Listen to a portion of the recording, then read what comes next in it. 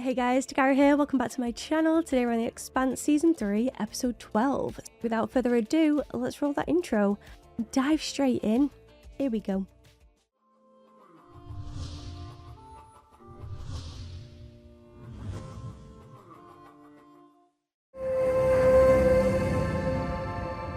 I feel like I need to learn the words for this.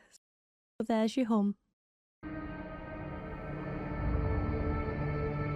Okay, so I can see a lot of the purple shields or bubbles, whatever you want to call them.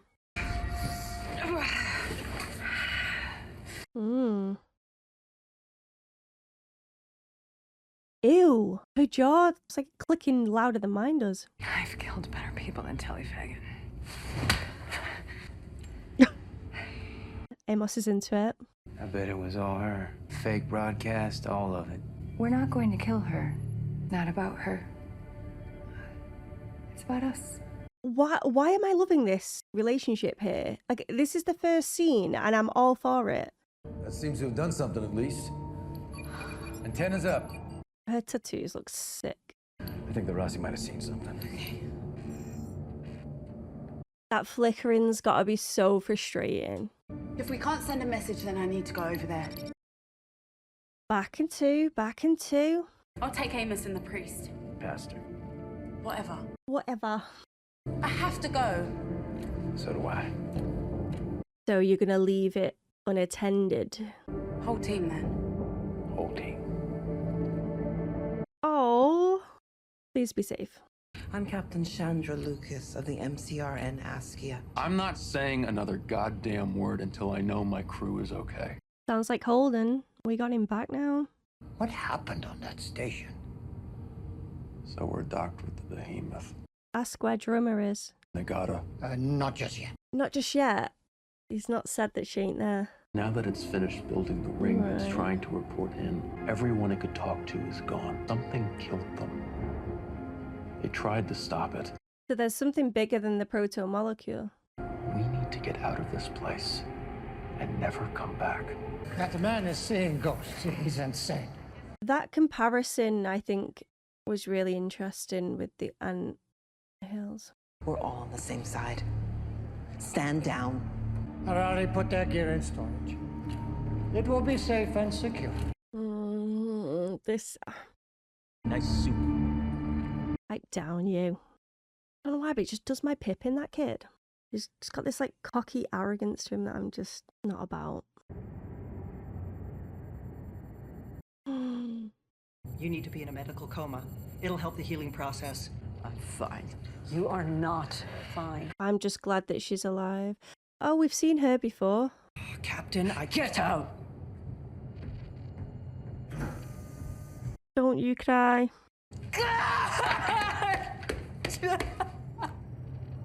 Don't damage your one good leg, love.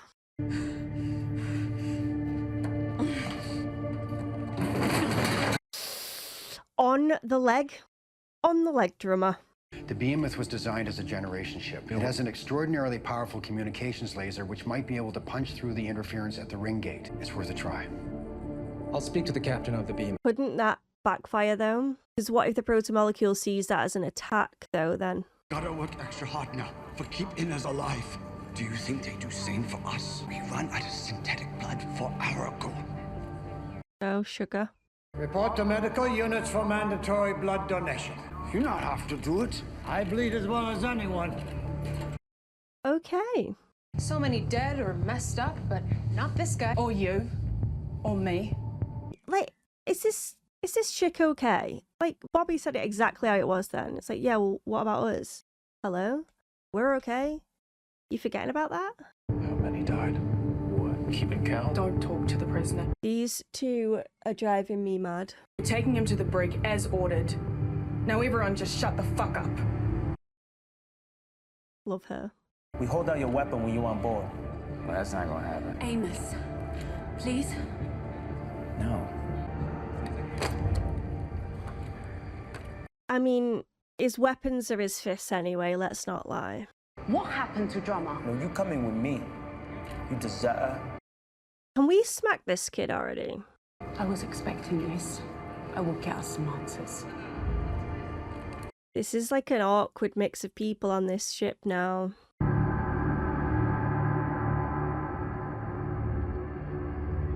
Oh, they all looking at her like they're ready to attack. Harari correctly judged that I might want to work with you. Our problems with the grid have persisted. He needs her. I'll come up with a plan to stabilize the grid. Then I'm going to see my friends. Okay. Hey. Well, this is quite the meeting. She's in for killing you. You don't laugh, you'll cry. Am I right, Melba? Com laser firing now. I'm nervous about this. Beam not strong enough. Not getting through the distortion. Distortion? I've got to get me something to eat. You coming? I'll catch up. Beelining for Anna. Why do you do it? Because it needs to be done. I think that's what most of my life is. Seeing what needs to be done and trying to do it. Mine too. I do like it. I feel like they could be good for each other. And I don't know if I mean in that way. I mean just more so... I mean, the doctor's gone. So Amos is missing him. Could be a good person to step in. Whatever happened to him on that station, it has to be connected with everything happening now. If I could just talk with him, then maybe he can help. And I thought you'd come to check on me. She did that too. She did it too. I'm glad you're back. Yay! You think you can help get us out of this? I don't know. You help me finish this, and I'll walk you down there. Yes. Come on, Naomi. I believe. There must be something on the Behemoth we can use, something damaged. It wouldn't have to move far. We need answers, right? And this at least seems like a plan to find some.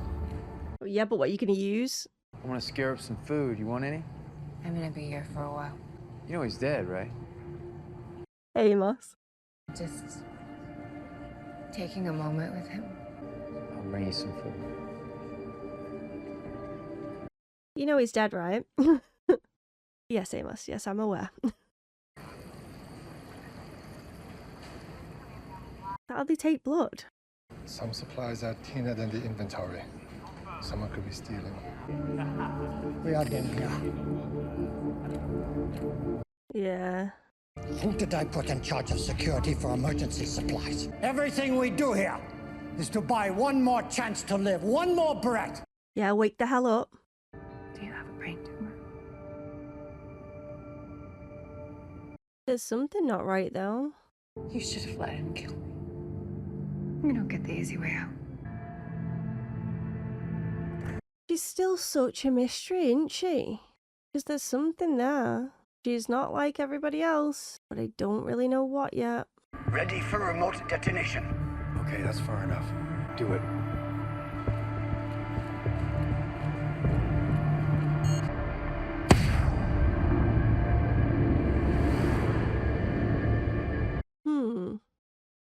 It just puts the protective bubble up straight away. Good to see you on your feet. Good to see you again, too. Open the door. I'm just happy you're here. I never should have left. He still seems so out of it, though, doesn't he? What is Mela telling you now? It hasn't been back since I left the station. I have to figure out what it wants. I'm the only one who can. Why does she seem sympathetic to this, though? Is something communicating with her? Is something making her do that? Is the protomolecule in her? Is Julie seeing her the way that he's seeing Miller? We came into this place thinking we understood the rules, and then the rules changed and a lot of people died. There are a lot of frightened people in here with me, and I hope that the answers are coming soon. What do you think that means? I have no idea. Just like all of us. He believed that the station did this to stop a threat. When we detonated our bomb, I believe we became the threat. That's what I thought. All humanity, on both sides of the ring. They've started a war without realizing they were starting a war. The Behemoth's comm laser is the most powerful ever built. Use it to slice through the ring and destroy it. And cut the station off from our home. No one on the other side would ever know what we did. And we will have saved the human race. not a bad way to die. And he's willing to do that. You know what? Fair play, Ashford, you know? So there we go. Another episode down.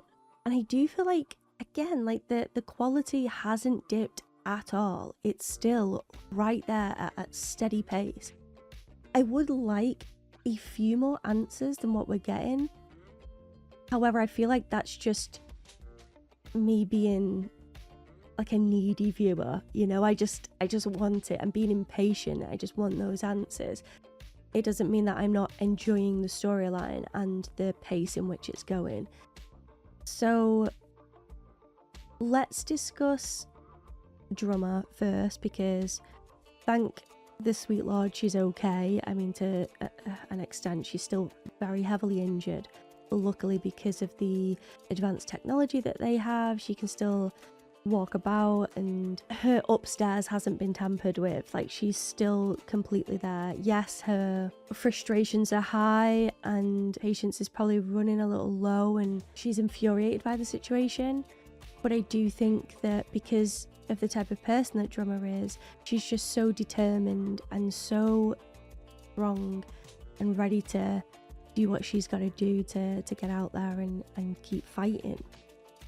So Naomi as well. She has been back into to Rossi and the Belters, and her return was very frosty. The Belters were looking at her as a betrayer, someone that has deserted and cannot be trusted. But luckily, she kept that friendship with Drummer as well. Yeah, it was a bit ropey at times, but I do think that they both know that their hearts are in the right place and they're always trying to do the right thing. So I think that they can relate to that and know that each other can be trusted. So her getting back to Holden was a bit of an ordeal, but she got there in the end. And I wanted everything to sort of just feel, I don't know, like all the answers were just gonna come spewing out. But Holden is telling everybody what he knows. He's not withholding things.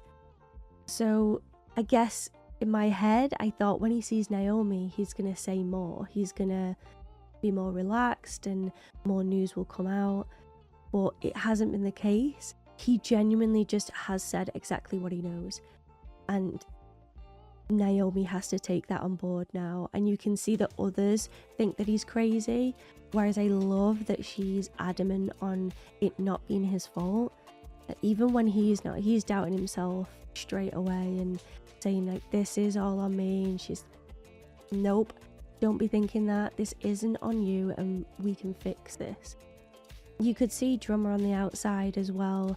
I guess in one way she's admiring the relationship that the two have, but also she's taking on the weight of the information that Holden is sharing as well.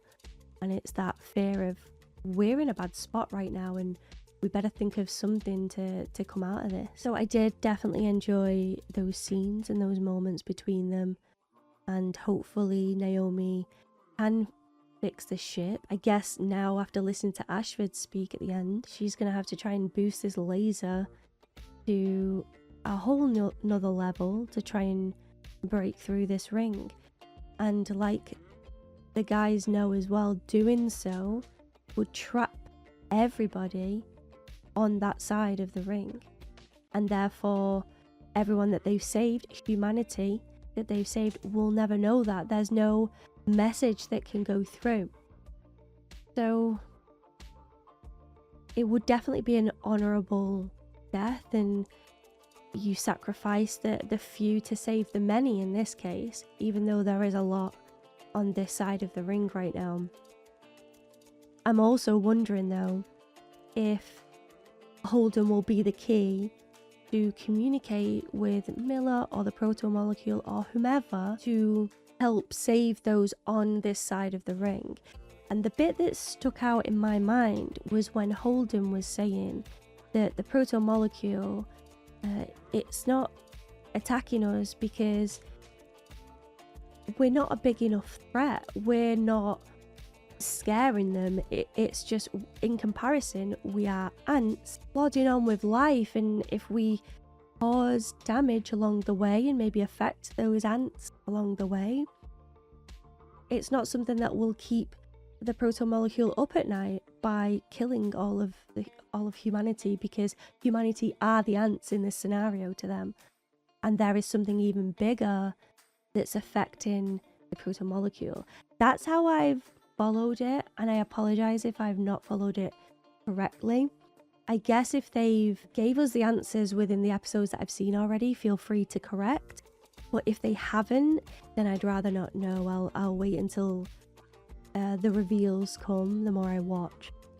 But yeah, I think Holden's connection to the ants and to the protomolecule was the perfect analogy to really put things into perspective as well. We've got to do all we can to survive ourselves, because we're barely even on their radar right now. We're just, I guess, less for them. That their goal is a much bigger objective. Like, that's where they're aiming towards. There's a much bigger threat. I think as well, watching this episode, I've only got more confused about Melba. Like, there was this weird noise coming from her mouth. You can see through the outside that Melba is very much tapped into her emotions. There's tears, there's doubt, there's guilt. Like, we've seen all these things before.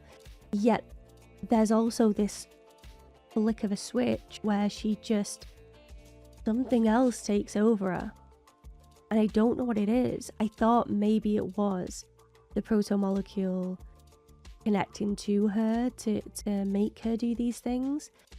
But also, like I suggested in the reaction on this one, the way that Holden is being shown all of these things against his will, and Miller connecting to him even though he's not asked for that connection.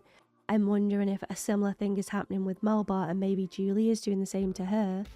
Or it could even be the bigger threat that the protomolecule is scared of that's connecting to Melba. I have no clue at this point. But what I do know is when Holden was talking to Naomi and Melba was listening, it was this sense of sympathy or relatability to what Holden was experiencing. And again, it was just a look. So I don't know that for a fact. I could be going on a massive tangent, but that's the inkling that I got. So hopefully it will become more clear the more I watch again. But that has definitely opened another avenue that we could potentially be going down. And as well with Anna, she was looking at Melba to say, like, you know, I care about everybody. Yet for some reason, when I'm looking at you, like, I don't have that feeling. And I don't know why that feeling is there. And maybe, again, it's this, whatever is within her or connecting to her is having that effect on other people around her as well. Or it could just be, you know, she attacked a friend and now she's just fuming from it. It could just be as simple as that. I don't know. I feel like there is more to it, because she didn't even know the Belters that were in pain, and she was helping them and connected to them. Yet Melba has this distance there, and she was willing to let Amos kill her. Speaking of Amos, like, I do really enjoy those scenes with Anna and Amos.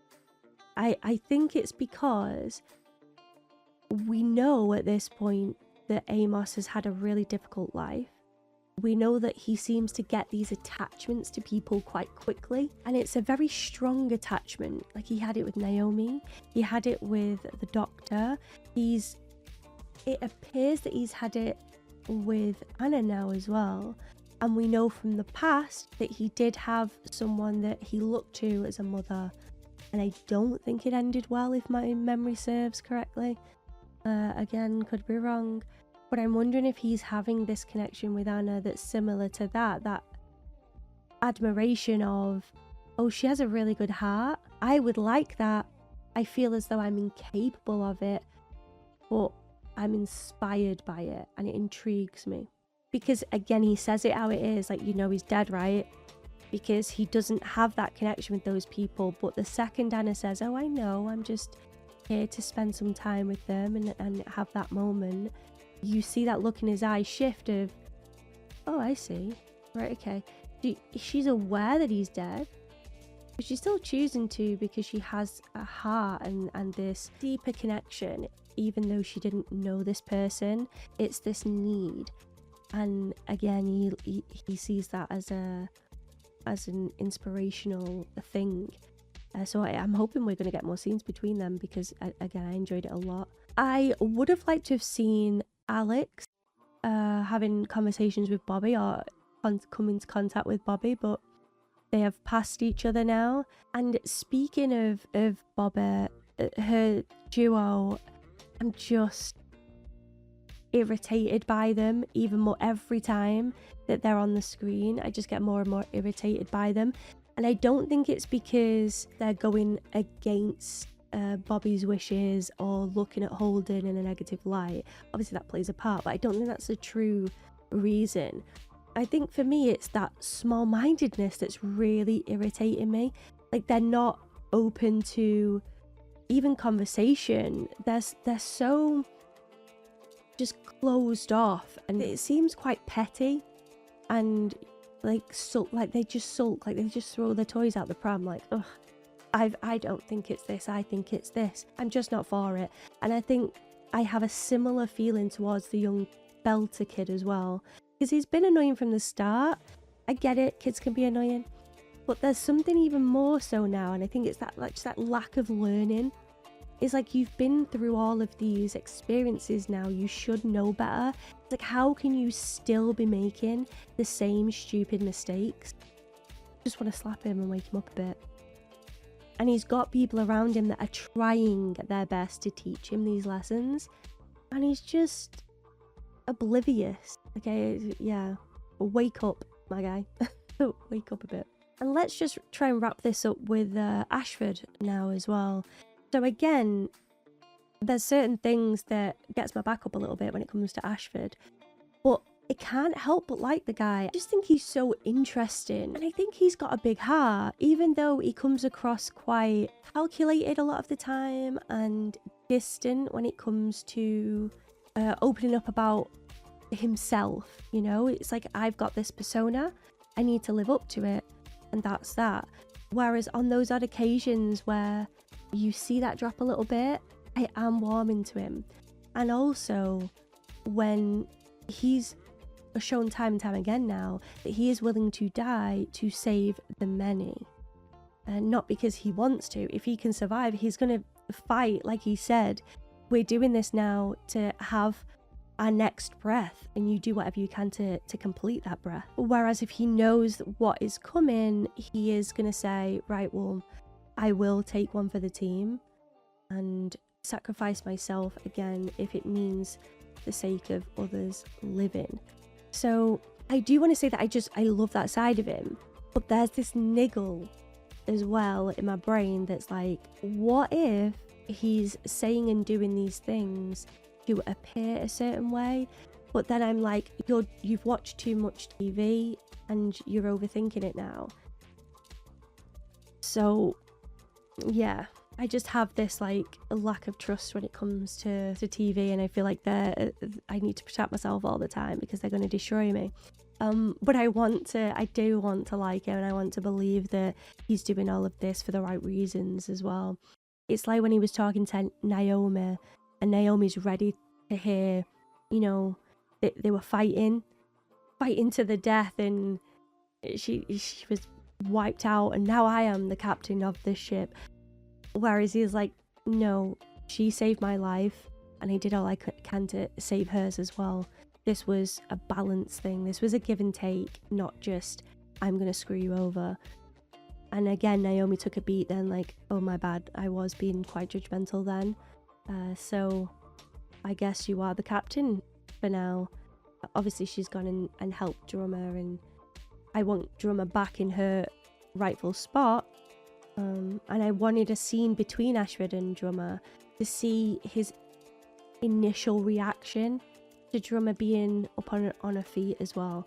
So I'm hoping we get that in the next episode. Am I right in thinking the next episode is the finale? Episode 13? It's an unlucky number, and I just pray that it's not going to be unlucky for us.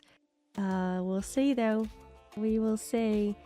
Again, no Dawes, no Fred Johnson, no Christian. Like, we've got some massive leaders that we are so cut off from because we have been sucked into this ring now. This show does it amazing where we go through what the character's going through at that time, whereas most TV shows, we would have already seen what they were up to outside of the ring. We would have been running alongside both stories and paralleling them, but instead we're in the dark just like everyone. We feel like we're trapped within the ring, and it's a different way of storytelling, and one that I'm really enjoying because it's keeping me on my toes, definitely.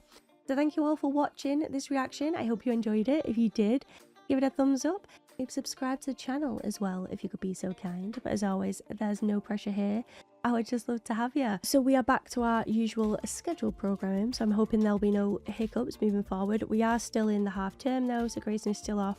So things like home life is still a bit manic right now, but hopefully when things have settled, I don't know, I can maybe get 2 or a surprise double upload every now and then. I can't make promises, guys, but just please know that if I can, you will be getting more. I do also plan on maybe doing a live stream or something coming up just to discuss a few things. There's a few things I'm waiting on before I have that conversation with you all.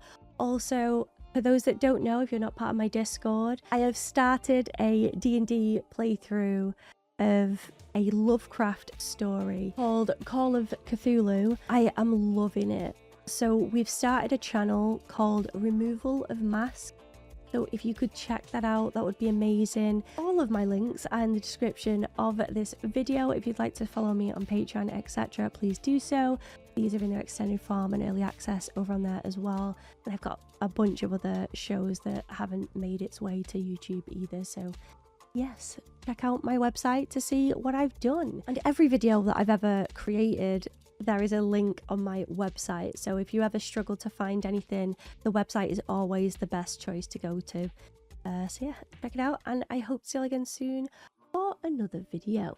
Thank you so much. Goodbye for now. And before we completely sign off, let's quickly take a comment from the Dark Pack. And today I've chosen the very lovely Azraelov, and this one just tickled me up. So I was referring to this one in the intro of this reaction. The betrayal. Where's the opening scene Hum Along Dak? Where is it? It just made me laugh because I'm so paranoid about the fact that I will be pissing everybody off by humming along to that theme tune, because it's such a beautiful opening credits. Like the title sequence is so nice, and then you've got me tone deaf like humming along to it, but at the same time it just comes out. I can't help it. It's like when the Game of Thrones sequence starts. Dun, dun, dun, dun, dun, dun. Like, how can you not go along with that? If you can't, my hat's off to you. You got more self-control than I do, clearly. But yeah, it was back in this one, and I'm sorry, guys. I'm sorry for those that hate it, and I'm sorry for those that love it. I'm just sorry, just in general. Sorry, but thanks, guys, and thank you guys for watching, and hopefully you enjoyed the intro in this episode. And don't forget, guys, if you want to see one of your comments at the end of these videos, don't forget to leave them in the comments section below, and maybe yours will be next. But until next time, goodbye for now.